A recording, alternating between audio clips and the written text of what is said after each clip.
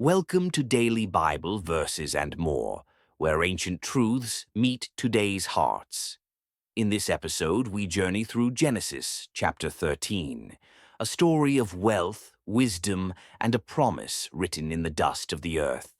After escaping trouble in Egypt, Abram returns to the land of Canaan with his wife, his possessions, and his nephew Lot.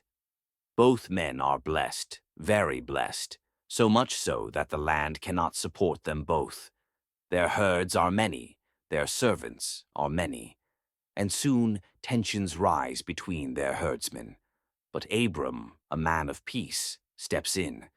"Let there be no strife between us, for we are family," he says to Lot. Then, with great humility, he gives Lot the first choice of land. "If you go left, I will go right. If you go right, I will go left." Lot lifts his eyes and sees the green, fertile plains of the Jordan Valley, like the garden of the Lord. He chooses the land near Sodom, beautiful to the eye, but dark in its ways. After Lot departs, God speaks to Abram. "Lift up your eyes, look in every direction. All the land you see I will give to you and your descendants forever." Then God adds a promise beyond imagination.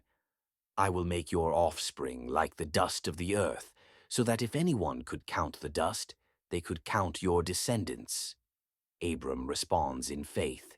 He journeys through the land and settles in the plains of Mamre, near Hebron. There he builds an altar to the Lord, a symbol of worship, trust, and everlasting promise.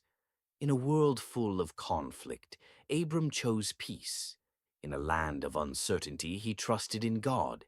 And in that faith, he found his future.